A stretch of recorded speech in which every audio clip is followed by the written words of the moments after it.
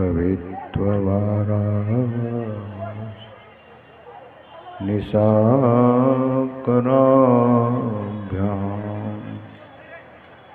दौर्भाग्यदामाम्बुजमालिकाभ्यां दूरीकृतानम्रविपतिताभ्यां नमो नमः श्री गुरुपादुकाभ्यां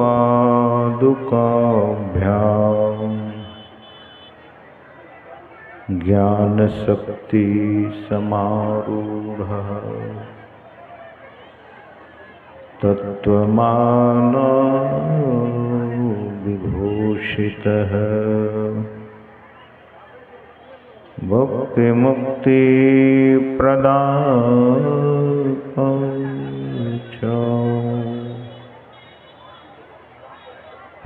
तस्मै श्री गुरुवे नमः। ज्ञान उदधि अरु ज्ञान घन सद्गुरु शंकर रूप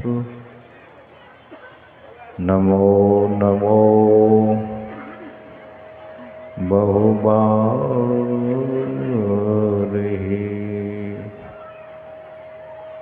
सकल सुपूज्यन भूप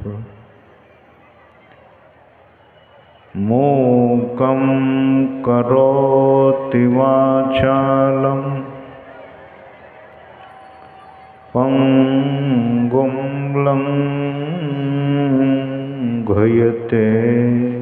गिरिं यत्कृपा तमहं वन्दे परमानंदमाधवम्।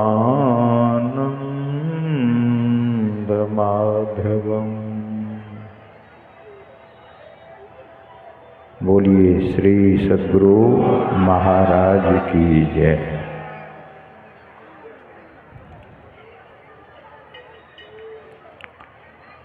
परमाराध्य परम पूज्य पाद संत सद्गुरु महाराज के परम पावन युगल पद में पदों में सदा सदा पद वंदन।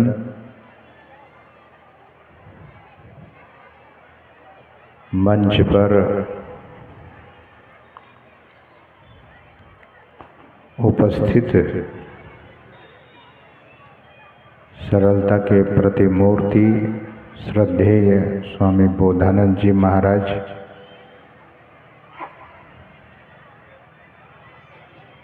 संत मत के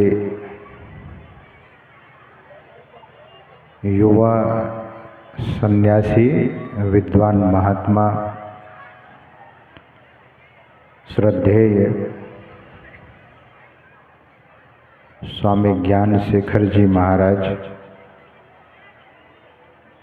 श्रद्धेय स्वामी घनश्याम बाबा, स्वामी विश्वबंधु बाबा, स्वामी पुरुषोत्तमानंद बाबा, स्वामी प्रियनाथ बाबा एवं मुद मंगलमय पूज्य साधु समाज, विद्वत समाज, पूज्य गुरुजन, सत्संग में समुपस्थित परम सम्माननीय सत्संग प्रेमियों, सदात्माओं, प्रबुद्ध जनों तथा पूजनीय मातृशक्तियों,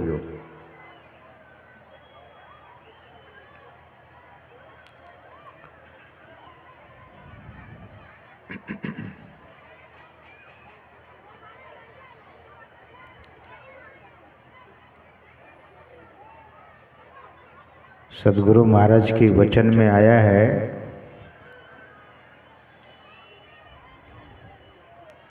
मोहि दे दो भक्ति दान, सद्गुरु हो दाता जी।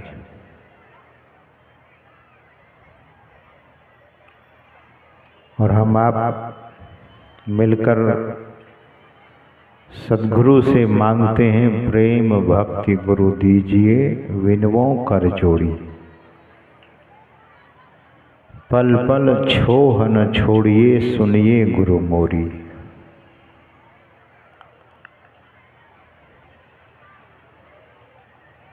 प्रार्थना में इतनी गहराई है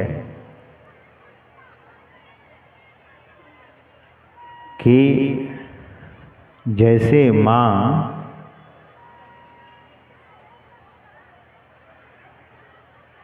अपना छोह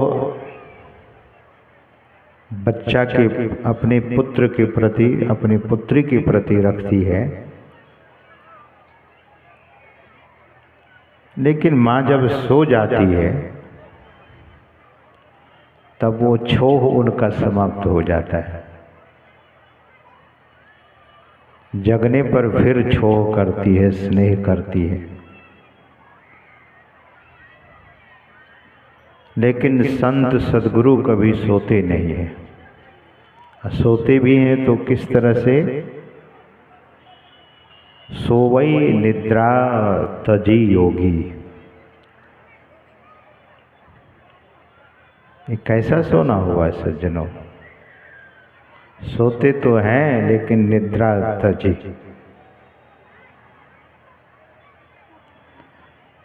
शोक मोह भय हरस दिवस निशि,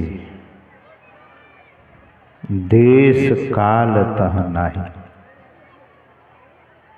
इसलिए वे निद्रा को त्याग कर सोते हैं, क्योंकि उनकी जो स्थिति है, उनका जो स्टेटस है, वैसे तो वहाँ के लिए कोई भी शब्द उपयोग करना मिथ्या सा होता है, लेकिन जिस लोक में वे प्रतिष्ठित हैं, जहाँ न शोक है, जहाँ न मोह है,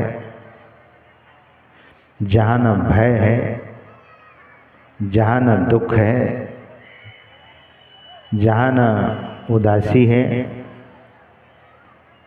ऐसे लोक में प्रतिष्ठित उस लोक की चर्चा संत कबीर साहब करते हैं। कहों उस देश की बतियाँ, जहाँ नहीं होत दिन रतियाँ।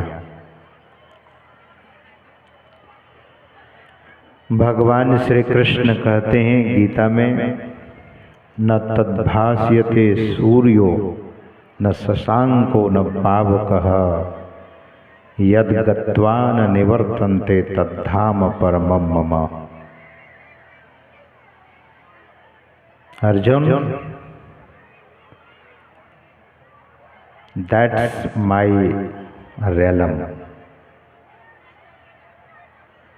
the realm of God, the supreme personality of Godhead। जहाँ न दिन होता है, जहाँ न रात होती है, वह लोक सूर्य से प्रकाशित नहीं होता। भगवान कहते हैं कि न तत् सूर्यो, वहाँ न भास्यते। और मुंडको उपनिषद के ऋषि कहते हैं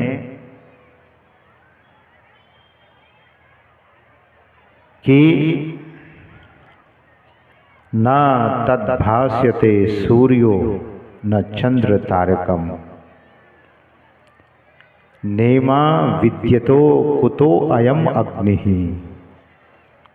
इस अग्नि की बात ही क्या? ऐसे supreme personality of God head, उस परमात्मा को भक्ति वेदांत स्वामी प्रभुपाद जी ने कहा कि सुप्रीम पर्सनैलिटी गॉड हेड ऐसे परमात्मा जिसका लोक सूर्य से प्रकाशित नहीं होता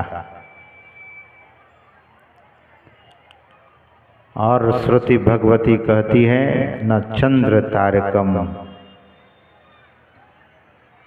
न तो चंद्र से न तारा से और विद्युत से भी नहीं, बिजली से भी नहीं।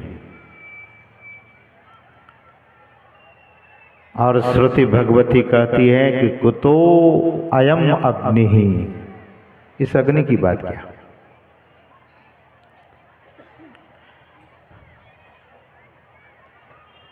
तो मैं सज्जनों निवेदन कर रहा था कि सद्गुरु कभी सोते नहीं।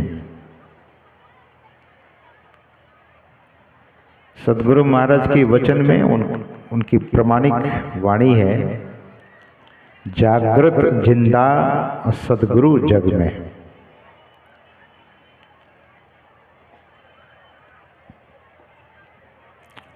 हमेशा सतत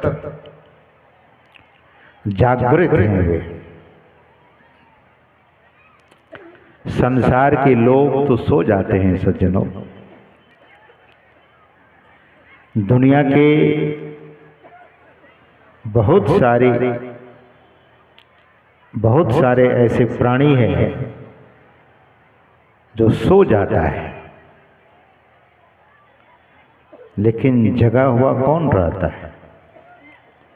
जागृत जिंदा सद्गुरु जग में, जगत में सद्गुरु जागृत हो रहते हैं और जिंदा भी रहते हैं। सब जिनको कर जोड़ा रे।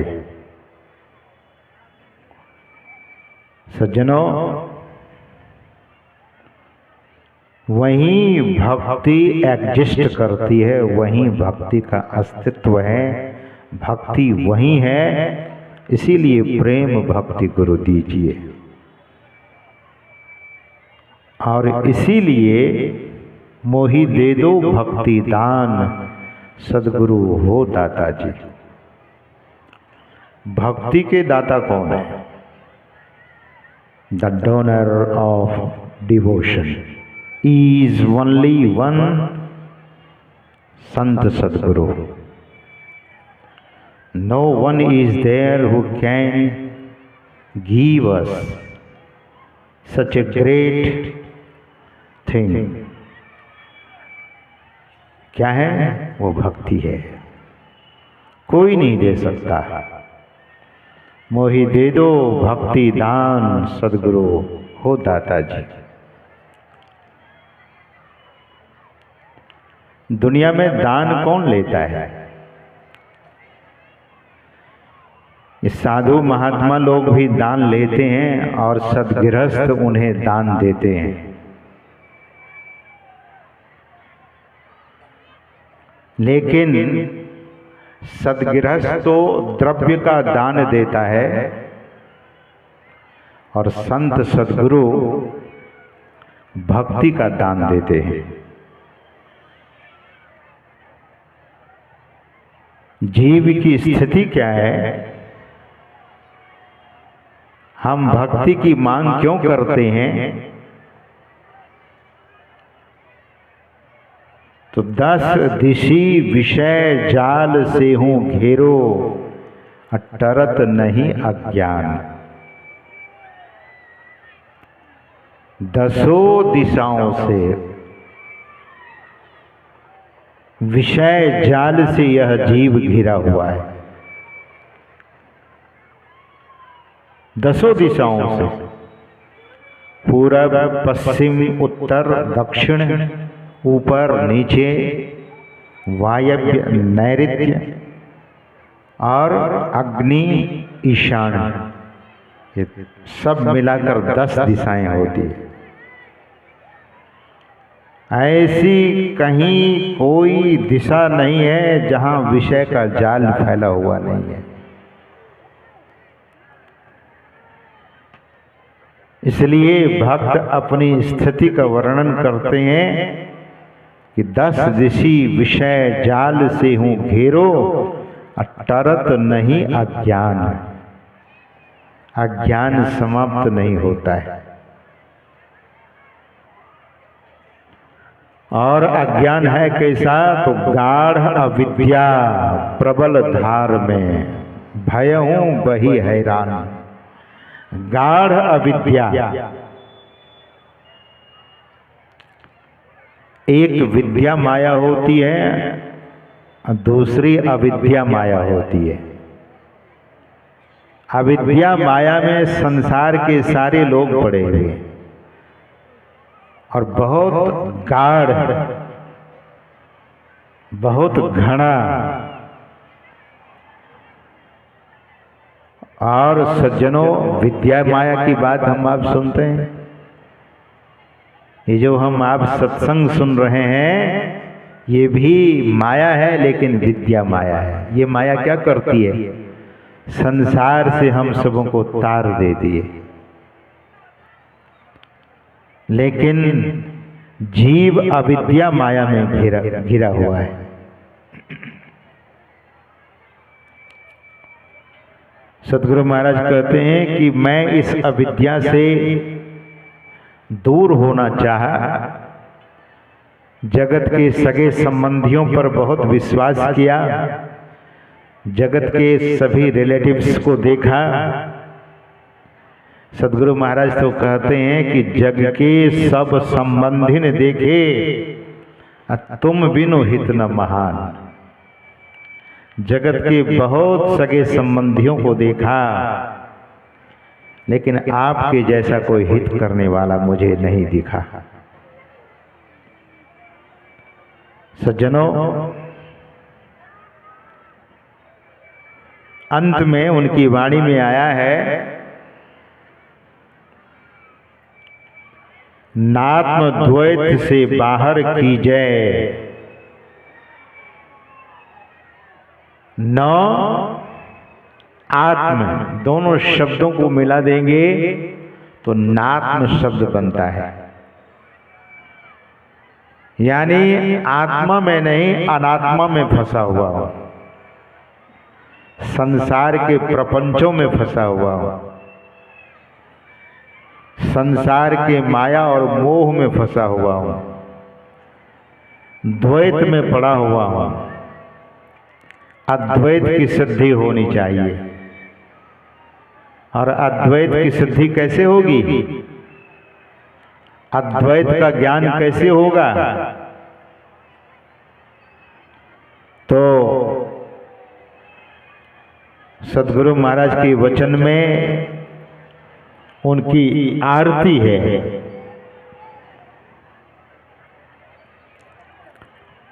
अद्वैत की सिद्धि कैसे होगी? अभी तो द्वैत में पड़े हुए मैं और मेरा, तुम और तेरा में पड़ा हुआ यह जीव द्वैत में भटक रहा है। संत महापुरुष कहते हैं कि अद्वैत ऐसे नहीं होगा। सद्गुरु महाराज के वचन में आया कि उसके लिए हम आपको पुरुषार्थ करना पड़ेगा, परम पुरुषार्थ। सज्जनों, 4 प्रकार का पुरुषार्थ शास्त्र में आया है, शास्त्र में वर्णन किया गया है। 4 प्रकार का पुरुषार्थ, अर्थ, धर्म, काम, ये पुरुषार्थ है। लेकिन मोक्ष परम पुरुषार्थ है। लक्ष्मण जी कहते हैं, सखा परम परमार्थ ये हो, मन क्रम वचन राम पद नेऊ। तो उस राम के पद में, चरण में कैसे जाना होगा? तो सत्य पुरुष की आरती की जय। हृदय अधर को थाल सजी जय, जिससे हम सबों का परम कल्याण होगा। ऐसी आरती महापुरुषों ने हम सबों को बताया है और कहा है कि इस तरह से हृदय अधर को थाल सजी जय। अक्सर मैं कहा करता हूँ कि सामान्य हृदय के बारे में सब लोग जानते हैं, लेकिन अधर हृदय, योग हृदय को बहुत कम लोग जानते हैं। अधर हृदय को थाल सजी जय, जो दोनों बाहों के बीच में वह जगह है, उस अधर हृदय के थाल को सजाने के लिए कहते हैं। और जो साधना करता है उनको अनुभूति होती है, दामिनी ज्योत झका झक जामे, तारे चंद अलौकिकता में। अभी किसी जगह हम लोग सत्संग कर रहे थे, तो आरती जब होने लगी तो एक माता आरती की थाल लेकर मंच पर चढ़ गई। तो लोगों ने मना किया कि आप नीचे ही रहिए, तो माता ने कहा कि आरती नहीं करेंगे, बाबा लोग आरती गा रहे हैं तो आरती हमें करने दीजिए। लेकिन अंतर की आरती कैसी होती है? दामिनी ज्योत झकाझक जामे। जब घनी अंधेरी रात होती है और आंधी तूफान आता है, जोरों की बिजली छटकती है, वैसे ही छटक भीतर में होती है सज्जनों। यही साधना कोई करे। इसी साधना के लिए सद्गुरु महाराज ने वर्षों गुफाओं में बैठकर और इनका अनुसंधान किया। कैसी आरती है? दामिनी ज्योत झकाझक जामे, तारे चंद अलौकिक तामे, आरती करत होत अति उज्ज्वल, ब्रह्म की ज्योति अलौकिक उज्ज्वल। That's very, very unique. That divine light.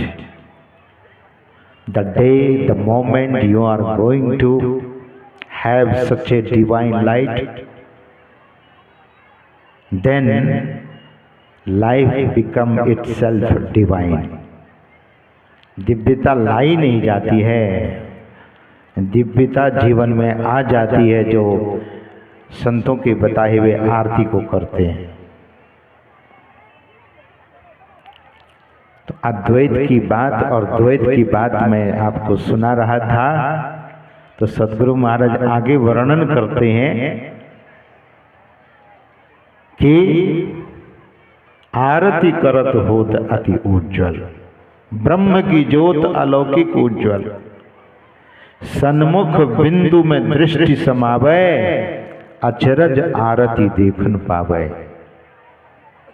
Divya चक्षुषों अचरज पेखे, या जग सुख तुच्छ करी लेखे। होत महाधुन अनहद केरा, सुनत सुरत सुख लहत घनेरा।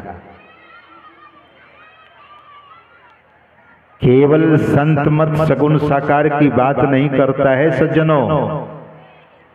ये जो आंतरिक बात की चर्चा होती है, बहुत लोगों को तो बहुत अच्छा लगता है, अब बहुत लोगों को बहुत निरस्ता आने लगती है। काम यही करना है।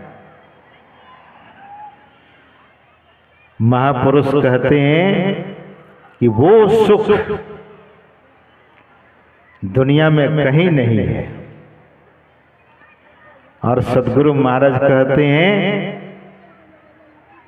कि अनहद बाजा फिर बजने लगता है। चरणदास जी महाराज ने कहा, अनहद सम बाजा नहीं, अनहद के समान दूसरा कोई बाजा नहीं है। पूज्यपाद महर्षि शाही स्वामी जी महाराज कहते थे, जिसकी सूरत शब्द में लग जाती है तो उनके पास बड़े बड़े बम ब्लास्ट करने पर भी आवाज सुनाई नहीं देती है।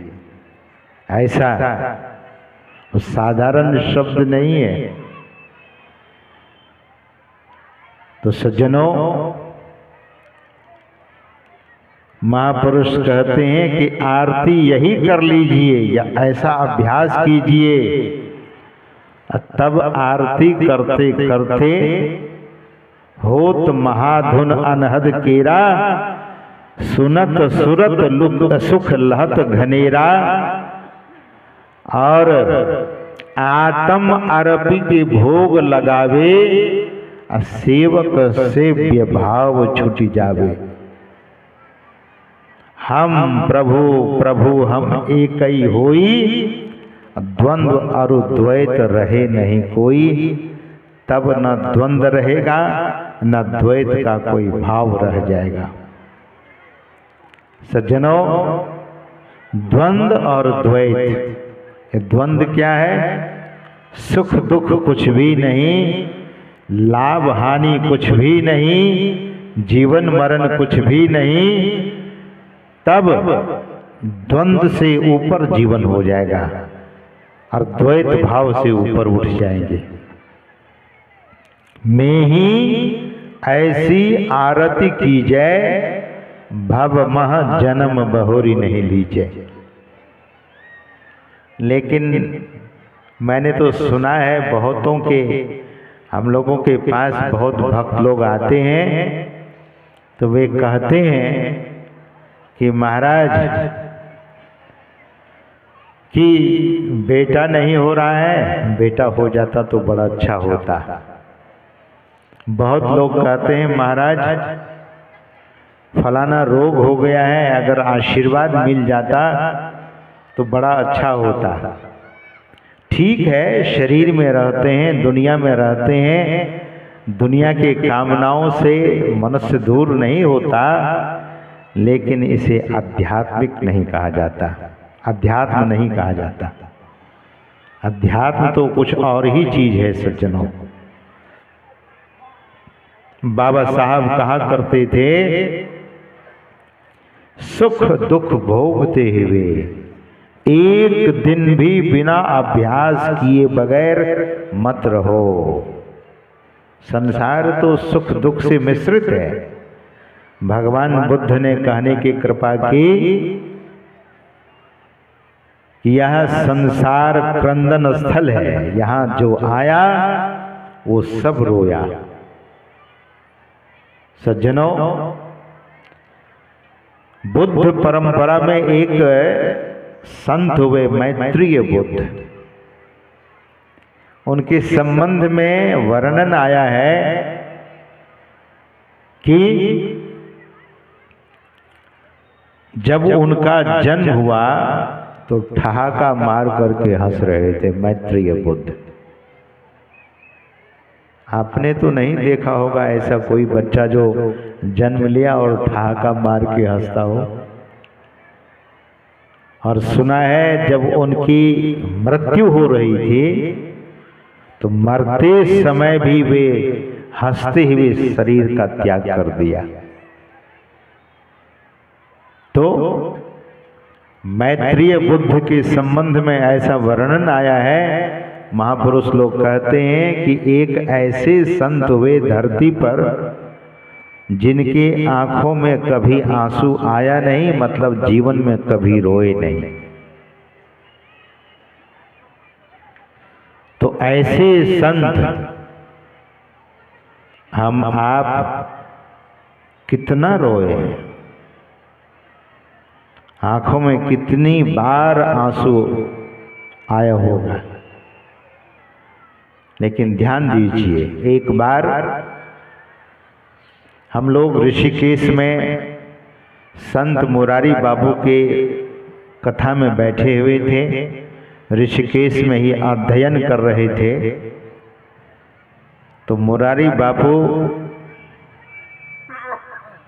बहुत अच्छी बात उन्होंने सुनाई। संसार के लिए जितने आंसू के बूंद बहाओगे, दुख का पहाड़ उतना बड़ा बड़ा आता चला जाएगा, बड़ा बड़ा दुख का पहाड़। और जिस दिन अपने इष्ट के लिए, अपने परमात्मा के लिए आंसू बहाओगे, जितने आंसू के बूंद बहेंगे उतने जीवन में हीरे मोती जवाहरात की प्राप्ति होगी। मतलब जीवन बड़ा सुखमय हो जाएगा। विरह जिसके भीतर है, परमात्मा तो सज्जनों प्रतीक्षारत है। ये जो मंदिर हम आपके भारत में बना है, मंदिर बनाने की परंपरा ऋषियों के द्वारा। और मंदिर में आप देखेंगे भगवान श्री नारायण और लक्ष्मी दोनों खड़े, उनकी मूर्ति बैठी हुई तो हमने नहीं देखी है। श्री राम जी और सीता जी की मूर्ति मंदिर में खड़ी मिलती है। भगवान श्री कृष्ण और राधा जी की मूर्ति खड़ी मिलती है। शंकर जी की मूर्ति बैठे हुए मिलती है। मतलब क्या? भगवान, वो परमात्मा, वो ईश्वर प्रतीक्षा कर रहे हैं। लेकिन यह जीव ऐसा धोखाबाज है, यह जीव इतना छलिया है, यह जीव इतना कपटी है, इनके पास समय नहीं होता। डॉक्टर के पास तो आंसू बहा लेता है, बहुत संसारियों के पास आंसू तो बहा लेता है, लेकिन उस परमात्मा के सामने आंसू नहीं बहाता है। कहीं न कहीं एक इष्ट तो बनाना ही चाहिए। और इष्ट के सामने कोई जब प्रार्थना करे तो ऐसे भाव से, जो हृदय भाव से भर जाए। पूज्यपाद स्वामी रामलगन जी महाराज हम लोगों को, जब हम लोग कुप्पा घाट में महापुरुषों की सेवा में रत था, हम लोग रत थे, सेवा में लगे हुए थे, तो पूज्यपाद रामलगन जी महाराज कहते थे, सुनो जी, हम लोगों ने सद्गुरु महाराज को देखा है, उनकी सेवा की है, उनका सानिध्य प्राप्त हुआ है। जैसे ही प्रेम भक्ति की शुरुआत होती थी, सब संतन की शुरुआत होती थी, तो सद्गुरु महाराज की आंखों से आंसू बहने लगता था। जबकि वे तो सिद्ध पुरुष थे, उनको पाने की कुछ इच्छा नहीं थी। श्री रामकृष्ण परमहंस देव जी महाराज जब माता काली के मंदिर में उनकी प्रार्थना करते थे, माँ काली को पुकारते थे, तो पुकारने में वे पागल हो जाते थे। पुकार में बड़ी शक्ति है सज्जनों। यहीं पर हम आप देखते हैं जगत में कि बहुत लोगों को कुछ आपत्ति विपत्ति आती है तो बहुत जोर से चिल्लाने लगता है, तो लोग दौड़ते हैं। लेकिन दुनिया के लोगों को दुनिया का भरोसा श्री रामकृष्ण परमहंस देव जी महाराज इतने जोर से चिल्लाते थे, इतने जोर से क्रंदन करते थे कि पत्थर की मूर्ति उनकी आवाज को सुनकर सजीव हो उठती थी। और माता काली अपने स्वरूप में प्रकट होकर रामकृष्ण परमहंस को अपने हृदय से लगा लेती थी। पुकार में बड़ा दम है। पत्थर की मूर्ति को भी बोलने के लिए बाध्य कर दिया श्री रामकृष्ण परमहंस देव जी महाराज ने। भाव देखिए, कितना भाव में गहराई। सज्जनों, नामदेव जी महाराज भगवान विठलनाथ की मूर्ति से बात किया करते थे। नामदेव जी महाराज कभी कभी भगवान विठल देव से रूठ जाते थे, तो भगवान विठल देव जी महाराज की मूर्ति नामदेव जी महाराज के पास पहुंच जाती थी। इतना भाव, और भगवान उनको इतना स्नेह करने लगे। तो प्रारंभिक चीज जब तक हम आपके भीतर में मजबूत नहीं होगा, नाम जपते हैं, भक्ति ऐसे नहीं होती है सज्जनों। नाम खूब भाव से लीजिए। कभी कभी मैं अपना ही संस्मरण सुनाता हूँ। पहली बार जब मैं हांगकांग गया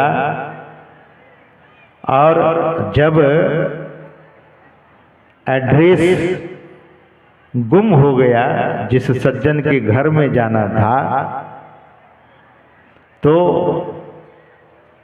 मैं जब अंग्रेजी में किसी को कुछ पूछता था एयरपोर्ट पर, हांगकांग के एयरपोर्ट पर, तो चाइनीज लोग होते थे और वे लोग हमसे कहते थे कि डू यू नो मैंड्रिन। तो मैं कहता था कि no, I don't know Mandarin, you must learn Mandarin, we people are not knowing English. तो मैं कहता था कि you are speaking very well English, good English, how can you say, how can you are saying so you are not knowing English, you are speaking. तो वे लोग इतने fanatic होते हैं, मुझे कहता था कि मैंड्रिन सीख लो तब हम लोगों से बात करना। बड़ा अटपटा, बड़ा मूर्ख लोग। एड्रेस गुम हो गया। एक सज्जन का ही एड्रेस मेरे पास था, क्या करता? एयरपोर्ट में रुक नहीं सकता, किसी होटल या धर्मशाला का एड्रेस मेरे पास नहीं था। तो मैं इतना विवश हो गया, इतना विवश हो गया। और एयरपोर्ट का जो लॉ एंड ऑर्डर होता है सज्जनों, एयरपोर्ट में उतरिए, इमिग्रेशन कराइए और अपना सामान लीजिए और बाहर चले जाइए। रुकने का तो मतलब ही नहीं। कोई विशेष कारण हो जाए तो भले रुक सकते हैं, लेकिन उसके लिए रूम होता है, गेस्ट रूम होता है और बहुत हाई चार्ज होता है उसका। इतनी जानकारी भी हमारी नहीं, हमको नहीं थी। तो अब मुझे लगा अब इतनी रात में, रात के लगभग 11:30 बज रहे थे, मैं इतनी रात में जाऊंगा तो जाऊंगा कहाँ? बिल्कुल मैं असमंजस में पड़ गया और भीतर ही भीतर बड़ा दुखी हुआ कि मैं आया तो क्यों आया? यहाँ तो कोई अपना नहीं है। जिससे पूछता हूँ वही मैंड्रिन में बोलता है, अंग्रेजी बोल करके मैंड्रिन में बोलने लगता था। तो बड़ा भारी असमंजस हो गया मुझे। सज्जनों, अपना ब्रीफकेस हाथ में लेकर एक कोने में मैं खड़ा हो गया और सद्गुरु भगवान से यही निवेदन किया कि रास्ता अब आपको ही निकालना पड़ेगा। अब यहाँ कोई सहारा नहीं है हमारा। Nobody is going to help me. कोई मुझे मदद करने वाला नहीं है, कोई मदद करने नहीं जा रहा है, तो आप हमें मदद करेंगे। अब ब्रीफकेस को लेकर एक कोने में खड़े होकर और गुरु मंत्र का जाप बहुत श्रद्धा से और बहुत पुकार, और मंत्र का जाप मैं इतनी जोर से भी नहीं कर रहा था और धीमे से भी नहीं कर रहा था, लेकिन जाप मैं अनवरत कर रहा था। ज्यादा देर नहीं हुई। देखिए पुकार कितनी जल्दी वे सुनते हैं, वे महापुरुष। पल पल छोह न छोड़िए सुनिए गुरु मोरी। उन्हीं के प्रचार के लिए, उन्हीं के ज्ञान के प्रचार के लिए बाहर मुझे यही होता था कि सद्गुरु महाराज का ज्ञान का प्रचार कितना कर सकें। जब ऋषिकेश में हम लोग अध्ययन कर रहे थे, उसके बाद दक्षिण भारत में कोयम्बटूर में अध्ययन कर रहे थे, तो बहुत सारे विदेशी लोग आते थे और आर्ष विद्या गुरुकुलम के जो स्वामी थे पूज्य स्वामी दयानंद जी महाराज, वे जब अंग्रेजी में, और लच्छेदार अंग्रेजी होती थी उनकी, बहुत ही उच्च कोटि की अंग्रेजी वे बोलते थे, तो मुझे लगता था कि मैं भी सद्गुरु महाराज के ज्ञान का प्रचार विदेशियों के बीच में करूँगा, विदेश की धरती पर जाकर करूँगा। लेकिन उस दिन जब कोई हमें नहीं मिलने लगा तो अपने को पहले तो कोसा कि तुम आ क्यों गए यहाँ पर, लेकिन फिर भीतर से प्रेरणा हुई, अरे सत्यानंद तेरे साथ तो तेरा सद्गुरु भगवान है, तू घबराता क्यों है। और सज्जनों, मैं जब पुकार किया, जप कर किया, इतनी तन्मयता के साथ, इतनी संलग्नता के साथ और इतनी मुस्तैदी के साथ, गहरी श्रद्धा के साथ जब मैं जप किया तो मात्र 10 मिनट हुए थे। एक सज्जन पैंट शर्ट पहन करके आते हैं और मुझे देख कर कहते हैं कि नमस्कार स्वामी जी। यही शब्द था उनका। मैं तो इतना हैरान हो गया कि लोग यहाँ पर अंग्रेजी बोल करके राजी नहीं है और ये सज्जन हमको नमस्कार स्वामी जी कह रहे हैं। तो जैसे उन्होंने कहा कि नमस्कार स्वामी जी, वैसे ही मैं भी कहा कि नमस्कार जी। बोले स्वामी जी आपको कहाँ जाना है? तो मैं अपनी सारी बीती बात बताकर यही कहा कि मुझे कहाँ जाना है ये पता नहीं है। तो वे सज्जन ने कहा कि आपको मैं कहीं ले जाकर रखवा देता हूँ। तो मेरे मन में हुआ कि यहाँ तो कोई अंग्रेजी बोल नहीं रहा है और ये कहते हैं कि आपको कहीं ले जाकर रखवा दूंगा।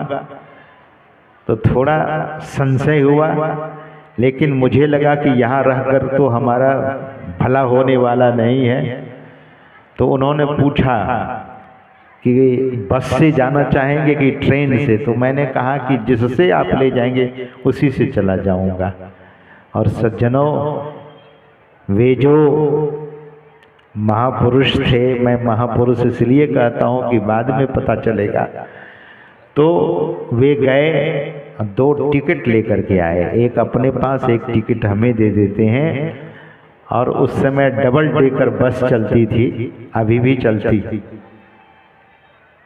मुंबई वगैरह में भी चलती है। तो डबल डेकर बस में मुझे लेकर गए, ब्रीफकेस को नीचे रख दिया और मुझे कहा कि चलिए ऊपर में चलकर बैठते हैं। मैंने कहा कि ब्रीफकेस नीचे और हम लोग ऊपर। तो उन्होंने कहा कि आपका ब्रीफकेस कोई नहीं लेगा, आप आइए ऊपर बैठते हैं। और ऊपर जब जाकर बैठा तो मैं तो सबसे पहले यही पूछा कि आपका नाम क्या है और आप कहाँ रहते हैं। उन्होंने कहा कि मेरे नाम से आपको क्या मतलब, और मैं कहाँ रहता हूँ इससे क्या मतलब। मैंने कहा कि आपने बड़ी मदद की है इसीलिए आपसे पूछ रहा हूँ। बोले कोई बात नहीं। फिर ध्यान की बात वो पूछने लगे और गुरु का भी नाम पूछा। सत्संग योग से उन्होंने पूछा कि आपका मुख्य ग्रंथ क्या है, तो मैंने कहा सत्संग योग। तो सत्संग योग से कई जगह से कहा कि सुनाइए कितने भाग हैं उसके, तो मैंने कहा 4 भाग हैं, तो सुनाइए सभी भाग से। बहुत तरह की चर्चा होती थी और मैं जब उनसे पूछता था कि आपका नाम क्या है, आपका एड्रेस क्या है, तो वे कहते थे कि इसकी क्या जरूरत पड़ गई आपको। और यही कहते हुए बातों को टालते हुए बस जब गंतव्य स्थान पर पहुंचती है तो वे कहते हैं कि हम लोग आ गए, चलिए नीचे उतरिए। नीचे जैसे उतरा ब्रीफकेस उन्होंने ही उतारा और उतार करके मेरे हाथ में दिया और कहा कि देखिए ठीक सामने में गुरुद्वारा है, वहाँ आप चले जाइए। मैंने कहा कि आप इतनी मदद की है, आपने इतना हेल्प किया है, इतनी रात में वहाँ से लेकर यहाँ तक आए और आपने कहा था कि चलिए मैं रुकवा दूंगा, तो आपको तो वहाँ तक चलना चाहिए। उन्होंने कहा कि मैं वहाँ नहीं जा सकता, आप जाइए। और सज्जनों, तब जो घटना हुई रेंगटे खड़े कर देने वाली, मैं उनको जिद करने लगा कि आप तो चलिए महाशय जी, आप तो चलिए वहां तक। उन्होंने कहा कि ब्रीफकेस लीजिए और मैं तो चला। मुझे लगा कि इतने निर्मोही ये महापुरुष हैं, ये सज्जन हैं। 1 2 3 4 कदम आगे गए और फिर वे ओझल हो गए, अंतर्धान हो गए, दिखे ही नहीं। और सज्जनों, मैं वहाँ स्तब्ध हो गया, मूर्ति की तरह कुछ देर तक तो वहीं खड़ा रह गया। मेरे सद्गुरु भगवान, आप आए तो सही, लेकिन मेरी आंख आपको पहचान न सकी। ये अफसोस है। कैसे कैसे वे मदद करते हैं। गुरुद्वारा जब मैं गया, बेल बजाया, घंटी बजाई, गेट खुल गया। एक सज्जन जो गेट कीपर था उसने पूछा कहाँ से आया, तो मैंने कहा हरिद्वार से। आइए अंदर आइए। और जब मैं अंदर गया, मैनेजर से मिला, मैनेजर के पास वे ले गए, तो मैनेजर ने बड़ा सम्मान किया और रोटी खिलाने के लिए ले गए लंगर। गुरुद्वारा में लंगर होती है, लंगर में जाकर रोटी खिलाने के लिए। तो मैंने तो पहले मना किया कि रात के 2 बज रहे हैं, अब रोटी खाने का समय तो नहीं है। उन्होंने कहा कि महाराज, अगर रोटी नहीं खाओगे ना तो आपको हम ना रूम देंगे और आपको यहाँ से जाना पड़ेगा। मैंने कहा हाथ जोड़ा, नहीं रोटी खा लूँगा। और रोटी खाया, कढ़ी और रोटी खिलाई गई, मैं खाया बड़ा स्वाद से। और कमरे में जब हम कमरे में गए तो फिर चिंता करने लगे कि आखिर यहाँ मैं रहूँगा तो कब तक रहूँगा। लेकिन उनकी मौज देखिए, जैसे ही सुबह होता है हम तैयार होते हैं, तो मैनेजर ने कहा कि मैं सबको फ़ोन करके बता दिया हूँ कि भारत हरिद्वार से संत आए हैं, आप आज कुछ सेवा कर दीजिए, संगतें आ रही है, सत्संगी जन आ रहे हैं। तो मेरे लिए बड़ी सुंदर व्यवस्था करके मंच पर बिठाया और मैं गुरु नानक देव जी महाराज की वाणी पर ही कुछ बोला, लोगों को बड़ा अच्छा लगा। तो वहाँ पर परंपरा है कि साधु लोगों से सेवा लेते हैं, तो वे लोग सेवा देते भी हैं। तो एक तरफ प्रसाद की टोकरी रख दी और दूसरे तरफ कुछ डॉलर रख करके, परात में डॉलर रख करके बगल में रख दिया। अब लोग पंक्तिबद्ध आकर के प्रसाद लेने लगे और मैं प्रसाद देता गया और लोग दक्षिणा चढ़ाते चले गए, प्रणामी देते चले गए। उसी पंक्ति में जिस सज्जन के घर में जाने वाला था, वो जैसे मेरे सामने आए तो बोले, गुरुजी रात में हम लोग प्रतीक्षा कर करके थक गए और आप यहाँ गुरुद्वारा में आ गए। मैं भी बड़ा हैरान हो गया। उनसे मिलने की कहीं कोई संभावना नहीं थी, लेकिन सदगुरु महाराज ने ऐसी जगह पर ला करके हमें रख दिया, जिस सज्जन के घर, जिस भक्त के घर मुझे जाना था, सदगुरु महाराज ने ऐसी ही व्यवस्था भी बना दी। तो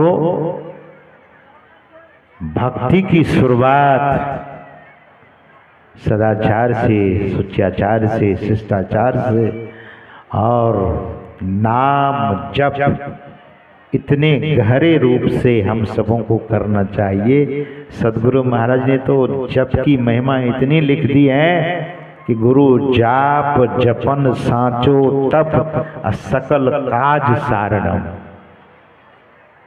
सच्चा तप है और सभी काज को पूर्ण कर देता है, सभी कार्य को। और सदगुरु महाराज ने ये भी कहने की कृपा की है कि जो व्यक्ति जब करेगा तो उनको मोटी रोटी और मोटी धोती की कमी कभी नहीं होगी।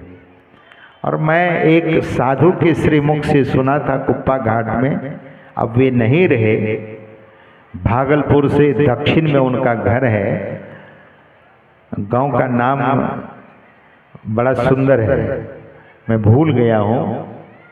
स्वामी प्रकाशानंद जी महाराज की पैतृक भूमि है। तो वहाँ के एक महात्मा कुप्पा घाट में रहते थे, उनका नाम था स्वामी कौशल बाबा।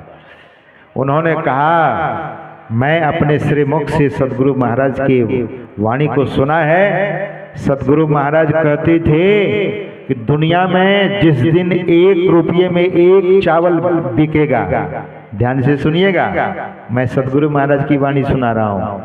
सदगुरु महाराज ने कहा कि दुनिया में 1 रुपये में 1 चावल जिस दिन मिलेगा, उस दिन भी हमारा भक्त भूखा नहीं सोएगा, भूखा नहीं रहेगा। इतना एश्योर किया है, इतनी हम लोगों को निश्चितता देने का काम किया है सदगुरु महाराज ने। तो सज्जनों, भक्ति हम आप करते हैं, भक्ति की शुरुआत की है, तो ये जितने वेद वेदांग है, जितना शास्त्र है, सबको पढ़ेंगे, सबको सुनेंगे तभी मुक्ति मिलेगी, ऐसी बात नहीं है। भजन तो भाव से होता है सज्जनों। भगवान श्री कृष्ण को, भगवान श्री राम के जो भक्त लोग हैं, भाव से उनको बाध्य कर दिया प्रकट होने के लिए। हम आप भी अपने जीवन में अगर जप में प्रगाढ़ता लाते हैं, जप में पूरी श्रद्धा रखते हैं, निष्ठा रखते हैं, गुरु महाराज की वाणी पर विश्वास रखते हैं, तो निश्चित रूप से हम आप भी सफल होंगे। तो सज्जनों, भक्ति पहले सगुण और बाद में निर्गुण, पहले अपरा भक्ति बाद में परा भक्ति, दोनों प्रकार की भक्ति करेंगे तब जीवन हम आपका धन्य और सफल हो जाएगा। समय 4:40 हो गया, मुझे तो 4:30 तक ही बोलना था, क्योंकि हम लोगों को प्रस्थान भी करना है। और लगता है कि आज कोहरा लगने से ड्राइविंग करने में बहुत दिक्कत आती है, तो मैं अपनी वाणी को यहीं पर विराम देना चाहूँगा। और यह जो भीखना गांव है, भीखना बहादुरा जो गांव है, आप लोगों की श्रद्धा मैंने इतनी देखी है कि भंडारा भी बिल्कुल अटूट चलता रहा आप लोगों का, और साधु संतों की सेवा। लेकिन मैं एक बात जरूर निवेदन करूंगा कि साधु संतों को बुलाइए तो उनकी व्यवस्था और समुचित रूप से कीजिए तो बड़ा अच्छा होगा। साधु की सेवा से सब कुछ मिलता है, और साधु की सेवा नहीं करेंगे तो गुरु महाराज ने कहा कि गुरु की भक्ति, साधु की सेवा। गुरु की भक्ति होनी चाहिए, साधु की सेवा होनी चाहिए। जहाँ गुरु की भक्ति नहीं होती है, साधु की सेवा नहीं होती है, तो गुरु महाराज ने कहने की कृपा की बिनु नहीं कछु हो पाई हो। याते भजो गुरु गुरु निति ही रहो चरण लौलाई हो। लेकिन आप लोगों की जो सुंदर व्यवस्था है, इतना सुसज्जित पांडाल आपने बनाया है और विधि व्यवस्था आपने बनाई है, तो मैं तमाम आयोजकों के लिए, आप तमाम आए हुए सज्जनों के लिए, माताओं और बहनों के लिए और ग्रामवासियों के लिए, क्षेत्रवासियों के लिए, सभी के लिए मैं परमाराध्य सद्गुरु महाराज से प्रार्थना करता हूँ कि आपका जीवन उनकी महती कृपा से सुखद, समृद्ध और भक्तिमय बने, आपका मनुष्य जीवन सफल हो। इन्हीं शुभकामनाओं के साथ मैं अपनी वाणी को यहीं पर विराम दे रहा हूँ। आगे ईश्वर की जब मौज होगी तब फिर हम आप फिर से मिलेंगे, सत्संग समागम में बैठकर ध्यान सत्संग का आनंद लेंगे। एक बार प्रेम से बोलिए श्री सद्गुरु महाराज की।